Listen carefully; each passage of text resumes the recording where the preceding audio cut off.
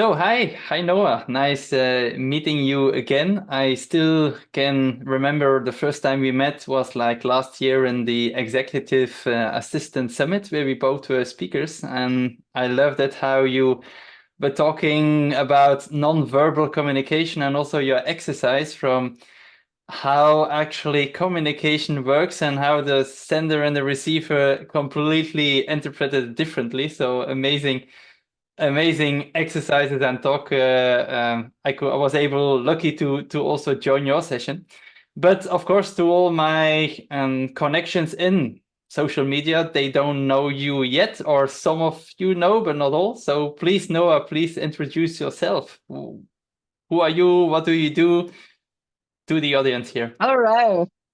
Thank you, Pascal. It's funny, there's a reciprocity here because I enjoyed your talk as well. And I guess that's the reason we are here.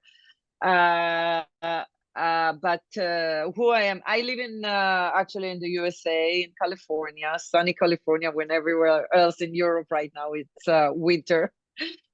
Anyhow, what do? I work with teams and individual and business owners, help them to scale their business. But the way we do it, I have a business partner. Sometimes we work together. Sometimes I work individually. But most importantly here, it's we do it through working on team communication, communication with myself, communication with my team. I always like to say we speak the same language, but we don't, because our interpretation for what you say and what I hear, it's two different things, because people say one thing, but the other person hears something totally different. And sometimes we have it even among ourselves.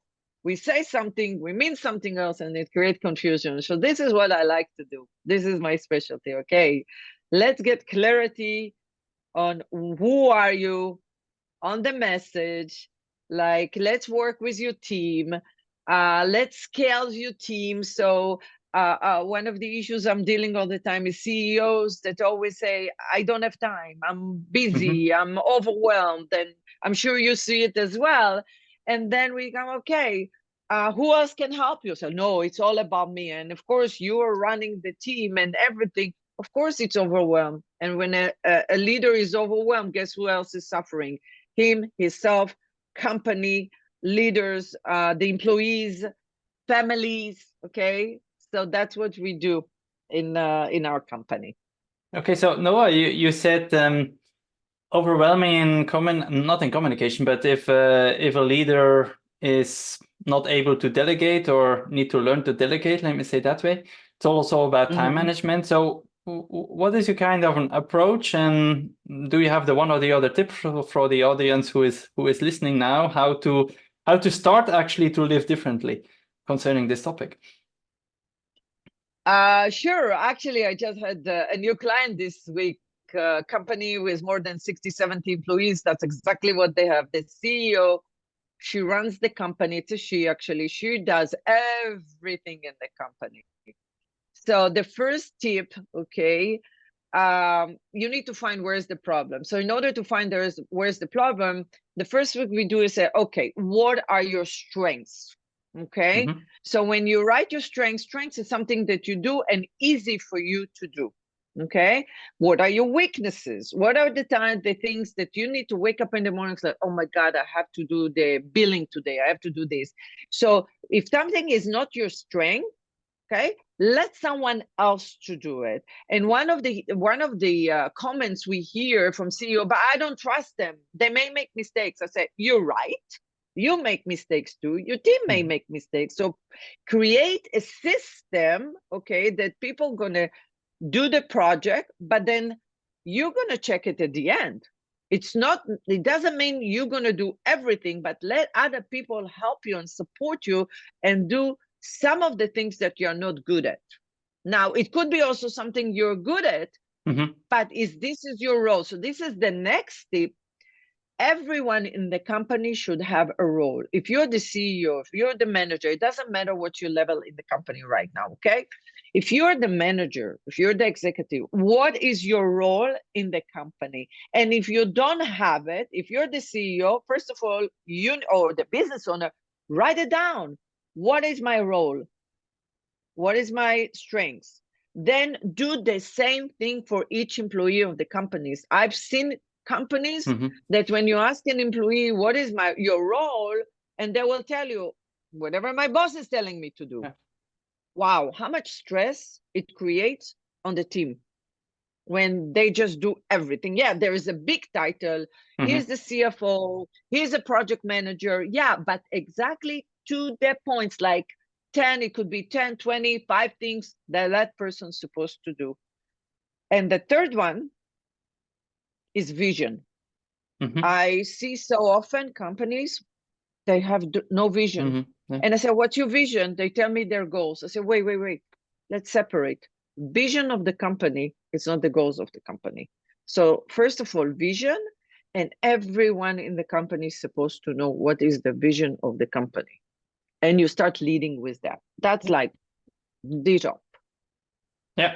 Yeah, it's interesting you said, because last week I also did a workshop, and it was also one of the topics, right? The values and the vision, because it's so important also to attract some new employees and new staff, because they need to feel that they have a relationship with the vision or not. Otherwise, you cannot go. They don't understand actually where the company is going and what's the aim of the company, right? So yeah, that's an important point.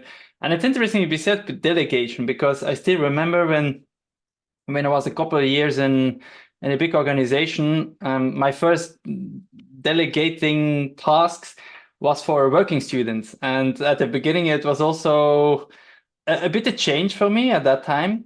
Because like you said, if you're quite like me in the past, I was quite perfectionistic. So then, of course, I had high expectations to the working student. And as a working student who's still at the university and so on, you cannot expect that this person will deliver the same quality as you do, because you're doing this job already for a couple of years. So at the first time, it was also learning to accept that it's okay that there are some mistakes. And it's about of course, controlling in a certain way. So it's then checking and then also helping the working student to improve. And for me, it's a nice process, because you quite fast can see and learn what this person is able to do as a task. And then you can, of course, change and you say, okay, this kind of task I can delegate to her or to him, because I'm sure that person will do well. And then from other tasks, it's like okay, this person, either I have the feeling at the moment it's too early, or needs some more help, more support. And then step by step, you see that after a couple of months that it's going to start helping you, of course, in time. At the beginning, you have more time you need, because, yeah, you need to double check everything what someone else do. But then it's gonna grow quite fast, right? Yeah, that's a cool thing. Yeah. I love what you just said. Two points about employees retention. Okay, quite often we hear it. I know you hear it well. You hear it as well. I don't have time to train my team. Okay, I don't have time to teach them. If I do it, I won't be able to finish my everything I have to finish in the project. And I said to them, take time to train them, because it's going to take maybe a couple hours, maybe a week. But guess what? What about the future? Don't think about just that moment as a business owner or as a manager. I don't have time. Yes, you do. Create that time. This is actually part of onboarding for companies. Often I come to companies and say, what is your onboarding process? And they say, well, they're going to come, the HR going to talk to them, then we're going to show them their office, so and so going to tell them what to do. And I said, that is not onboarding process. Okay, so that's something else that we need to pay attention. So the keyword is process. You need to create as a team leader, as the leader per se, what is the process in the company. And then something else you said about failing. So it's funny, I just started to write a new workshop. I'm the queen of workshop, always like to write workshop, and don't steal it from me. And maybe we'll do it together. It's about criticism versus feedback. Oh, that's cool. Yeah. Yeah, how we can separate it. When do we feel it's criticism and when it's feedback? Because as leaders, again, I call it leaders all the time. That's how I like. As leaders, we like to give criticism, or we think it's feedback. Remember what I said at the beginning? It's the language. I think I'm going to give my employees a feedback, but he may see it as a criticism. Okay. And then now now there are so many small components part of it. For example, if I want to give it as feedback, maybe I'll do it behind closed door. But if I can say the same thing with other people around, now the other person will perceive it, oh, this is a criticism. So the environment, what to say, how to say, when to say, all of it, okay, will help us to understand how to create in a good environment for feedback and eliminate criticism. Yeah. Because criticism could be in my head, doesn't mean I as the one that accepting it. And like I love what you said about failing. We don't fail, it's learning. But if the employee at the same time, if the employee is doing the same mistake over and over and over again, as a leader, I need to think myself first as a leader. What needs to be done? Am I maybe not training well? Maybe the employee needs more training, not necessarily for me. So we need to ask ourselves questions before we start blaming the team. So we have, as leaders, a lot of responsibility that as leaders, we sometimes don't think about it. Yep. Yeah. And yeah, because while you were saying that, there was so many things that came also into my mind. And yeah, one of the things you also talk quite often is from non-verbal communication. And then like just about feedback and criticism, I also quite often say it's important that you see from where you're sitting. If you have like a confrontal, then it can be maybe not so good for a feedback. Then maybe you sit a little bit like a 90 degrees, or at least that you look in the same direction, because then it's like more target oriented instead of giving a frontal feedback to a person. It also have already an influence, of course, of how the other person will react. Now, one of the things that you also a specialist in is in the whole personality types. Question from my side, because I know you're using DISC. Is there some other methodologies you're also using, like the Big Five or like MBTI, or are you saying from now I focused on DISC, and why you're using those you are using? I have few others, but I only use DISC because DISC is, I feel that DISC is speaking to me. I love it, and it's so easy. Everyone understands it. It's only 4 personality type, and it's easy for people to remember. And in this, there's like maybe 20, 30 DISC assessment that people can do, like what's their DNA, strengths, weaknesses, working from home. You can do one about stress level at your team. You can pay attention. Is my team stressed right now or not stressed? During COVID, the company I work with, they created a new assessment that like, can that person work from home? Because some people, they're not, some people are amazing in working from home and they thrive. And for some people like me, for example, I need people. I need to be around people. Otherwise, I'm not so productive, even though I'm independent and I work from home. But because I need to feel the energy of other people, sometimes most of the time, I'm in a coffee shop in my neighborhood. And quite often I'll go and work from a coffee shop in the sun, seeing people. I focus the best when I'm on coffee shop. Yeah. So this DISC is the DISC that I used. I use the DISC actually, not the DISC. It helps you to understand who is in front of you. And when who is in front of you, and I'd like to give you some example. When you know who is in front of you, you know how to communicate with them. And when you know how to communicate, it creates instant rapport. People feel, oh, he gets me, he understands me. Let me give you an example. I'm just now reading the book about Elon Musk. Love the book. And I would like to, when I read books or I meet people, I say, okay, is this a D? I, S, and C. I'll tell you the D stands for dominant. The I stands for influencer, S for system, and C for compliance. So I'll just give you one example. D, what's the strengths? Okay, problem solving, innovative, result oriented, urgent, direct, competitive, aggressive, risk taker.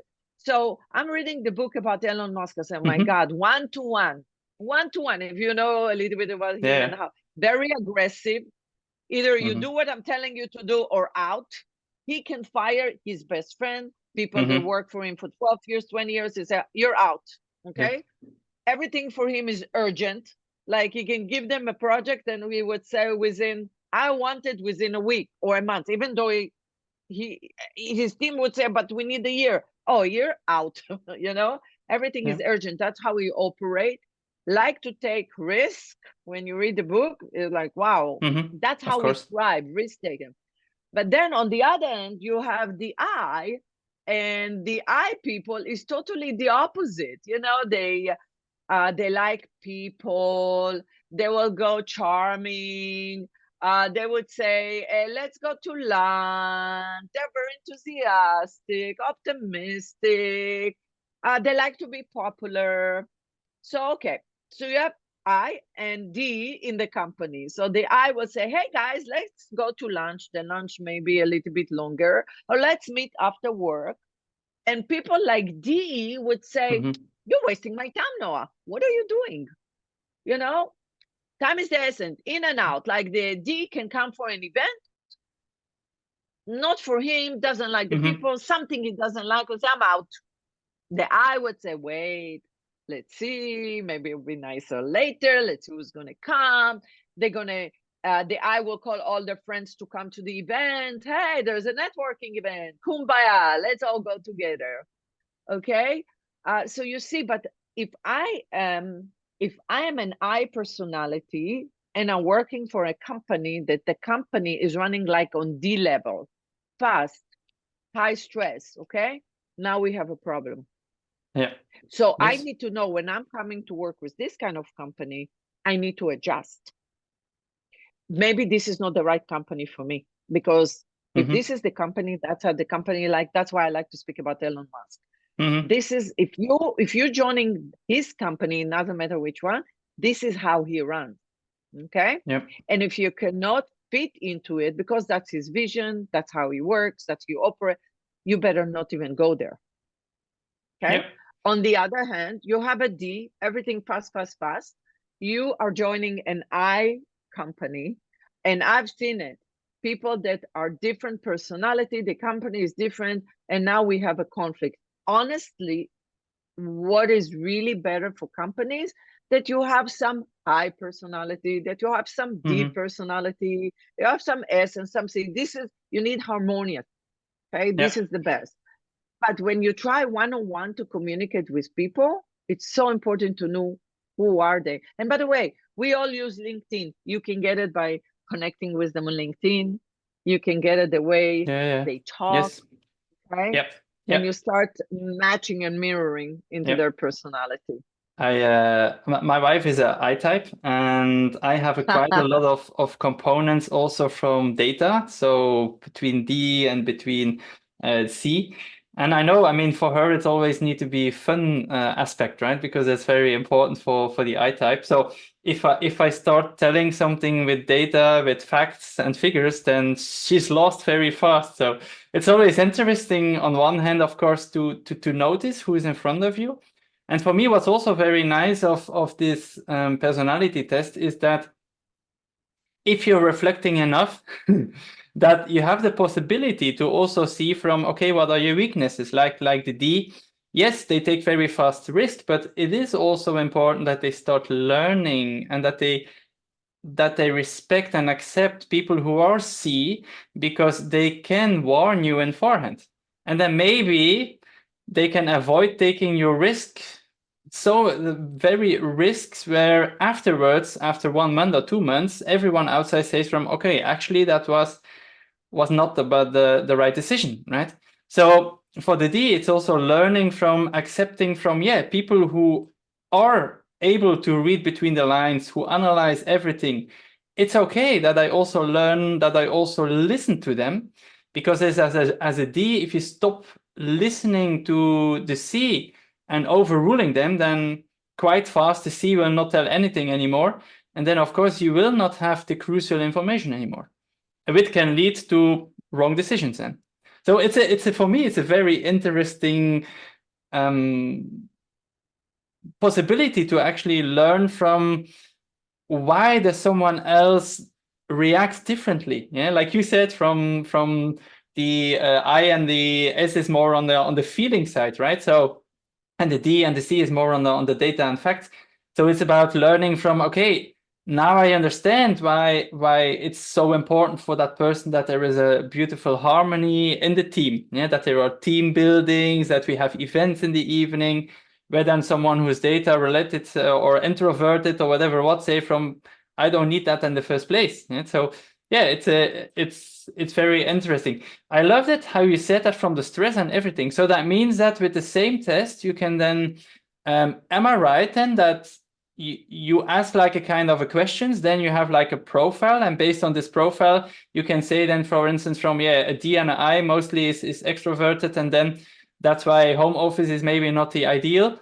And then based on different criteria, that you then can give a kind of a report. Exactly. I don't do That's it. It's cool. all algorithm, which I love.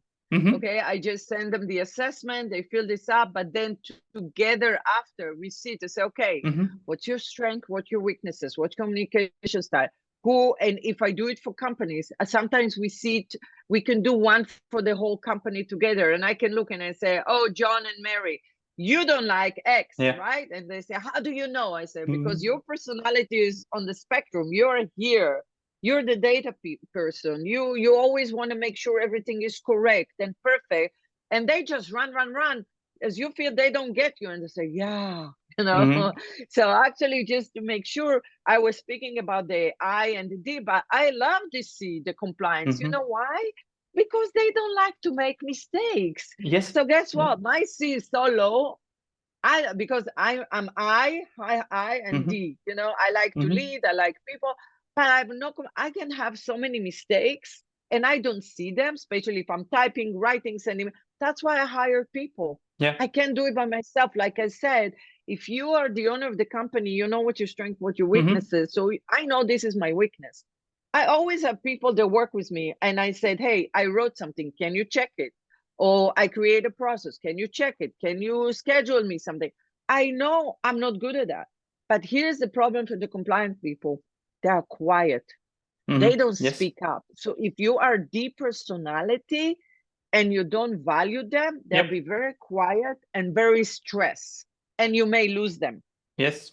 And if they make mistakes, like the D will make mistakes, you will say, oh, well, let's move on. They see people, they're like, for them, this is the end of the world. So that's why it's important as a business owner to know who are the people in front of you. So when you want to criticize the C personality, you gotta do it so carefully. You need to know how to do it. Yeah. So this is so important. That's how you create harmony in your team. Yeah, exactly. Yeah. And like if you force the C to make a fast decision, the C will not be happy with it. Wow. And most probably, it can be then 2 or 3 days later that this person then say from, well, I looked again in testimonials, or I looked at this or that, or I detailed it, and now actually I want to make another decision, right? So if you know that, it doesn't make sense to force someone, because then this person maybe will say yes because this person wants to get out as fast as possible, but it's not a yes which comes from the heart. Yeah? And on the other side as well, if you give too much data to a D person, this person will not be able to decide. Or if you force a D person to decide as well, then the person is saying, oh, I'm losing my control. I want to have control. So you need to have another way to work on that, right? Oh my God, such an important, go ahead. But we need to know something else. There is a natural style and adapted style. Adapted is me as D. When I speak to a C, I know I need to lower my D to meet the C. And then the C adapted style He needs to know, I'm talking to my D, to my boss, he's a very high D. I cannot give him all the data. He doesn't care about the data because he trusts me. He just wants the punchline. So give him the punchline. And that's what we do when we work together with teams and leaders. We help them to find a way so they can communicate and speak each other language. Yeah, I had once a manager, and he needs to have a budget for one of his big projects, and he came into the room and he knew exactly what type every person was, and he gave each person who's a decision maker, he gave another piece of information. Wow. He knew exactly this Beautiful. person need data, I give him data. He knew exactly this person needs like just a summary, he gave the summary. He knew exactly this person needs something from the heart as well, need the feelings, and that this person has this component, he gave that. So yeah, that was for me, wow. And of course he got the budget, because yeah, if you speak the language that they speak, then the chance that they're gonna approve it is of course a complete different one. Yeah. Exactly. Noa, Wow. time's running so fast that I loved it. And you know what I like about this kind of talks is that we barely prepared questions, and I love that because it's just like authentic. We have 20 minutes, 25 minutes. We go with the flow. We know, of course, what our skills and what the topics are that we are discussing. So because of that, we know that we not have any issue talking 25 minutes about any topics. That's great. Yeah, I you have the and I feeling we could can do another talk one. for days. Yes. Right, we will. Yes. So Noa, last words from your side? Something that you want to give, where they can reach you, what a message to the audience? You know what? Easy for me, if people will reach me through my LinkedIn, I'm pretty good about it. I respond to them. They have a question, they enjoy it, they can give me a testimonial or you about this. This is great. If they have a subject, anyone that hears it, and they have a subject that they want us to talk about, great. You know, I have, I'm talking about communication, networking in a global world. I mean, there's so many issues, increasing team performance. Just tell us, tell me, tell you. We'd love to connect with you. My name on LinkedIn is Noa, N-O-A, Schecter, Schecter, Noa Checter, Schecter, and my company name is EQ Evolve. So thank you for listening, and would love to hear from you. Thank you, Noa. See you soon. Thank you. Bye-bye. Thank you, audience, by listening and watching. Talk to you soon. Bye bye.